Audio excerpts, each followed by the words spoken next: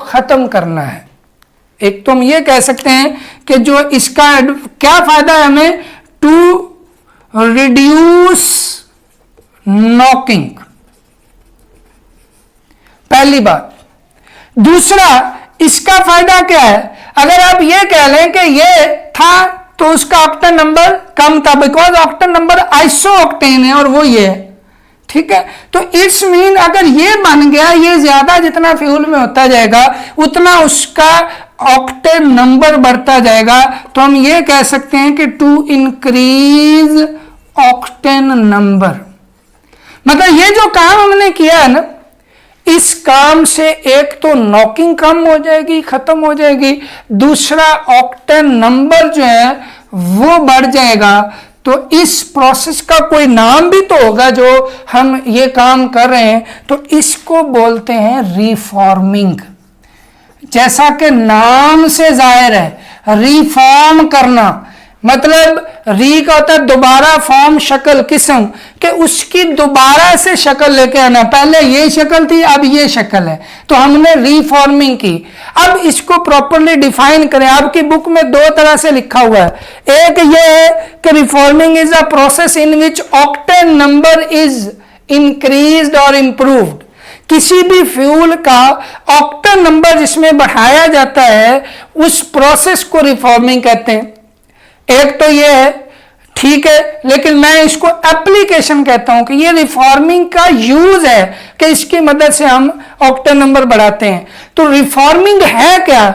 Actually reforming is a process, is a phenomena by which straight chain hydrocarbon, ये सीधी chain वाला hydrocarbon है, is converted into branched chain hydrocarbon. That is reforming. Reforming is a phenomena by which straight chain hydrocarbons are converted into branched chain hydrocarbon, that is called reforming। और reforming की बदौलत हम करते क्या है, एक तो नॉकिंग खत्म हो जाती है और दूसरा उसका ऑक्टेन नंबर बढ़ जाता है। ये तो है सही तरीका फ्यूल की क्वालिटी को बेहतर करने का। लेकिन हम थोड़ा शॉर्टकट भी मारते हैं। शॉर्टकट क्या है? एक प्रिंसिपल है कि एलिवेशन इन बॉइलिंग पॉइंट हो जाती है जब किसी भी लिक्विड के अंदर कोई दूसरे चीज डाल देते हैं तो उसका बॉइलिंग पॉइंट बढ़ जाता है। बॉइलिंग पॉइंट के बढ़ जाने से ये अपने मखसूस टारगेट पे आके बर्न करेगा। मतलब इसके अंदर, फ्यूल के अंदर कोई ऐसी चीज डाल दी जाए जिसकी वजह से थोड़ा सा जो इसको सपोर्ट मिले और ये पीछे जलने की बजाय अपने टारगेट वाली जगह पे आके जले, और जब वो वहां आके जलेगा तो ज़ाहिर नॉकिंग प्रोड्यूस नहीं होगी।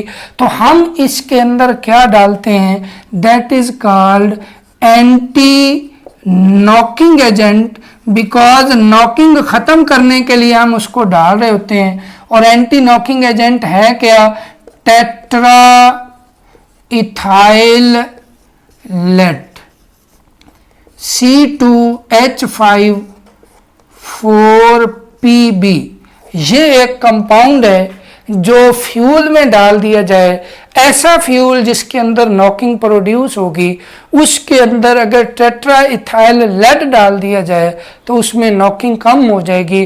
क्यों कम होगी? क्योंकि ये उसको पहले कंबस्टन उसकी होने नहीं देगा, अपने टारगेट पे आके वो उसकी कंबस्टन होगी। इसलिए इस कंपाउंड को इस फ्यूल के लिहाज से हम एंटी नॉकिंग एजेंट भी बोलते हैं, because it works against knocking. That's why it is called anti knocking agent. अब एंटी नॉकिंग एजेंट तो आपने यूज कर लिया, आपने शॉर्टकट लगा लिया, लेकिन इसका एक नुकसान है कि ये भी फ्यूल के साथ यहां पे आता है और जब कंबस्टन होती है तो ये भी जलता है। जलने से लेड ऑक्साइड बनते हैं, लेड के ऑक्साइड, जो कि फर्दर इसमें से ऑक्सीजन निकलता है तो ये रिड्यूस होके मेटेलिक लेड बनाते हैं।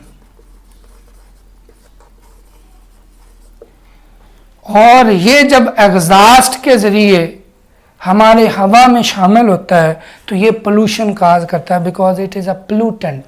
ये पोल्यूटेंट है, नुकसान पहुंचाता है। अगर हम इसको इनहेल करते हैं या इसको किसी तरीके से बॉडी में लेके जाते हैं तो ये बॉडी को डैमेज करता है। मुख्तलिफ तरह से इसका अपना एक तरीकाकार है जिसके तहत ये वर्क करता है। तो इस तरह से ये पोल्यूशन काज करता है। आप ये कह ले कि आपने एक काम तो सीधा कर लिया कि नॉकिंग खत्म कर ली, लेकिन उसकी वजह से आप एनवायरनमेंट जो है वो पोल्यूट कर रहे हैं, और उस पोल्यूशन को ख़त्म करने की वजह से करने के लिए कई सारे मुल्कों में इस पे बैन है कि आप जो है वो फ्यूल के अंदर टेट्राइथाइल लेड जो है वो यूज़ नहीं करते, ये वाला एंटी नॉकिंग एजेंट आप यूज़ नहीं करेंगे।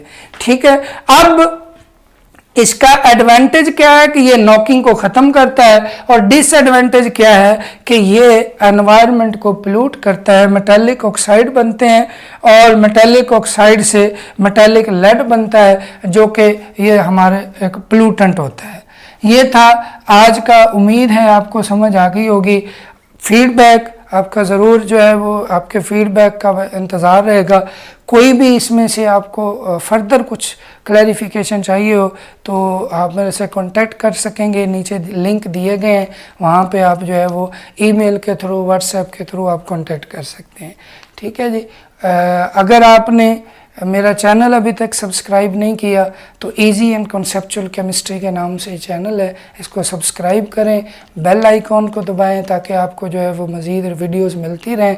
और इस वीडियो को अगर अच्छी लगे तो इसको लाइक एंड शेयर ज़रूर करें। Thank you very much. अल्लाह हाफिज़।